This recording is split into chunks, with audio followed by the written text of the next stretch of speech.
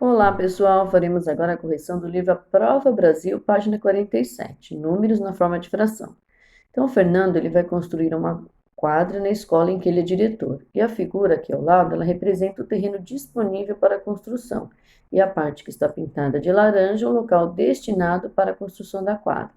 Que fração representa a parte do terreno destinada à construção da quadra? Compreenda. A. O que a figura do enunciado representa? Então, a resposta correta é o terreno disponível e a parte destinada à construção da quadra. B. O que representa a parte da figura pintada de laranja? Que é a parte do terreno que será destinada à construção da quadra. Responda, item A. Em quantas partes iguais foi dividida a figura? Em 8 partes iguais. Quantas dessas partes se destinam à construção da quadra? 5 partes, que são aquelas que estão coloridas, né, de laranja.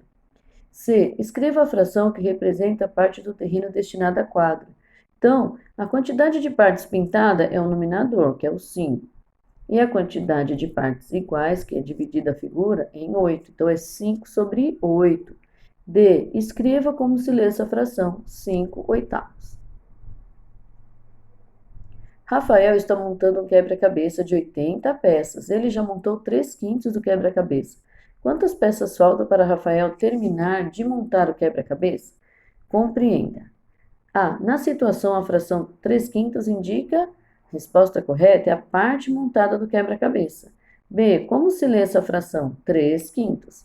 C. O que é preciso fazer para responder à pergunta da atividade? Então, é necessário nós obtermos a quantidade de peças que Rafael já montou. Então, nós precisamos descobrir quanto que equivale 3/5 para depois nós verificamos quanto que falta para o total, que é 80, né? Que é o total de peças. Responda. A. A fração 3/5 representa a parte pintada de azul de qual figura? Então, primeiro a gente tem que achar uma figura que esteja dividida em 5 partes iguais. Nós já todas são. E que esteja o número 3, que é o nominador, teria que ser pintado três partes de azul. E no caso seria a segunda figura aqui, que é a correta. B. Para obter 3/5 de 80 peças, basta, lembra que a Pro explicou? Divide pelo denominador e multiplica pelo nominador. Então, basta distribuí-la em 5, que seria 80 dividido por 5, grupos da mesma quantidade e depois tomar, que seria multiplicar 3 desses grupos. Agora, a gente vai montar aqui, ó, 80 dividido por 5. Vocês montaram a continha, chegamos no resultado de 16. Agora, esse resultado nós vamos multiplicar pelo nominador, que é o númerozinho 3 lá. Então, 3 vezes 16 vai dar 48. Rafael já montou 48 peças do quebra-cabeça. Então, 3/5 equivale a 48 peças. Então, faltam 32 peças para ele terminar de montar. Como que nós descobrimos? Nós pegamos o total de peça, que é 80, menos o 48, que equivale à parte que ele montou, ainda faltam 32 peças. Para uma receita de sequilho, a avó de Viviane usa 2,5 latas de leite condensado. Que número misto e que fração representa a quantidade de leite condensado da receita? E como se lê esse número misto? Compreenda. A. Quanto de leite condensado é usado na receita? 2,5 latas. Essa quantidade é maior ou menor que 3 latas? É menor que 3 latas, né? Responda. A avó de Viviane usa na receita 2 latas inteiras mais 1/2, né? Como que a gente representa 1/2? 1/2 de lata de leite condensado, que pode ser representado. Então, nós podemos ler assim, ó, que essa daqui é nós lemos o 2 inteiro mais 1/2, né?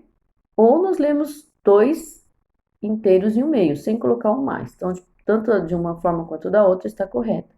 Escreva como se lê esse número misto. Então, o número misto nós vamos ler 2 inteiros e 1/2. Número misto é quando nós temos um número inteiro mais uma fração, ok, pessoal? Só para relembrarmos. B. Qual é a representação geométrica do número misto que indica a quantidade de leite condensado? Nós sabemos que são 2,5 latas, então não pode ser o primeiro, porque aqui já está 3 latas inteiras, né? Então, na segunda figura, nós temos 2 latas inteiras mais uma metadinha. Então, seria essa resposta aqui. O xizinho na segunda opção. Observando a quantidade de partes pintadas dessa representação, pode-se perceber que a fração que indica o número misto 2 inteiros e meia é 5/2. Mas como que nós chegamos nesse resultado?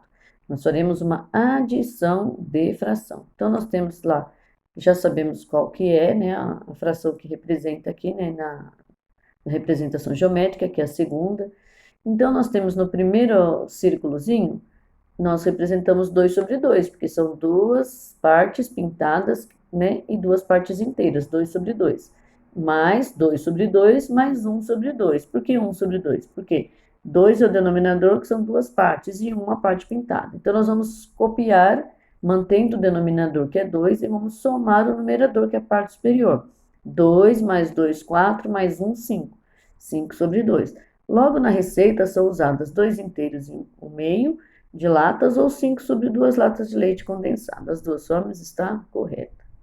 Pedro comprou 2 barras de chocolate para dividir igualmente entre 4 crianças. Nós temos algumas questões aqui que nós vamos responder logo abaixo. Compreenda. A. Quantas barras estão representadas? São 2 barrinhas, né? Quantos pedaços de cada barra cada criança vai receber? Um pedacinho, né? Responda. A. Cada barra de chocolate está dividida em 4 pedaços iguais, que pode-se distribuir um pedaço de cada barra para cada criança. Assim, cada criança ficará com 1/4 de cada barra, totalizando 2/4 de uma barra. Então, cada criança vai ficar com um pedacinho. Então, a fração é 1/4. E das duas barras, 2/4, né? A fração 2/4 representa o quociente da divisão 2 dividido por 4. B. Uma barra pode ser representada pela fração 4 sobre 4. Por quê? Porque está dividido em 4 pedacinhos, é 4. Ninguém comeu nenhum pedacinho ainda, então a parte superior também é 4, que é o numerador, que também indica o quociente da divisão 4 dividido por 4, ou seja, uma unidade.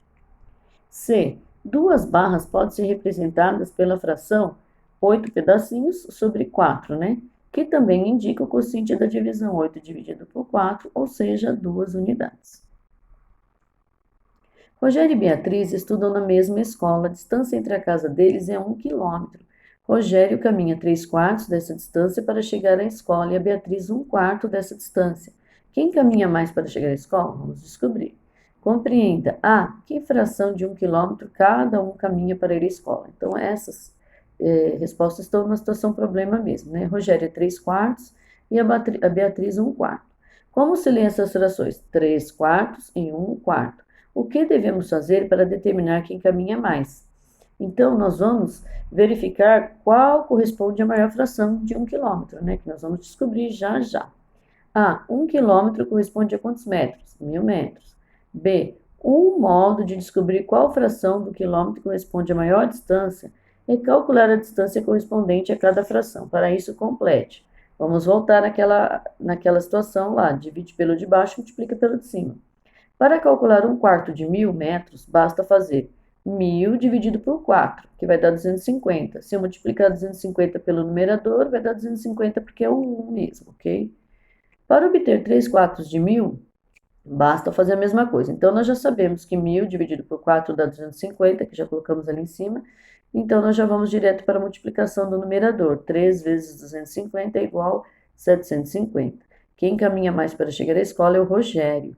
Agora, uma outra situação. Se Rogério caminhasse 2/5 de 1 quilômetro e Beatriz 1/4 de 1 quilômetro, quem caminharia mais para chegar à escola? Então, nós pegaríamos 1000, dividiríamos por 5 e multiplicaria por 2. Aí, teríamos o 2/5, que corresponde, desses 2/5 que nós temos aqui, que se ele caminhasse 2/5, corresponderia a 400 metros, que é maior que o 250, que nós já temos lá em cima.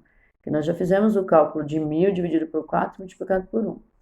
E o 1000 dividido por 5 multiplicado por 2 dá 400 metros, então que é maior que 250 metros. Na última página, Denise colocou água em 3 copos medidores da mesma capacidade. Nós temos algumas questões que vamos responder logo abaixo. Compreenda. Em quantas partes iguais cada copo medidor está dividido? Então, o copo A está dividido em 2 partes. O copo B em 4 partes iguais e o copo C em 6 partes, né, pessoal? Responda. A. Complete as frases. O copo A está dividido em 2 partes iguais e há uma parte com água. Então, nós vamos colocar o 1 sobre 2 aqui, que é o meio, né? Do copo está com água. O copo B está dividido em 4 partes iguais e há 2 partes com água. Então, 2/4 do copo estão com água. O copo C está dividido em 6 partes iguais e há 3 partes com água. Então, 3/6 do copo estão com água. As frações do item anterior indicam a mesma parte com água todos os copos, né? Sim. O que se pode afirmar quando a quantidade de água colocada nos copos medidores? Que a quantidade de água é a mesma. Então, nós olhando para os copos, a gente vê que a quantidade de água é a mesma, né? Só temos as divisórias diferentes. Pessoal, boa correção para vocês. Boa aula e até a próxima.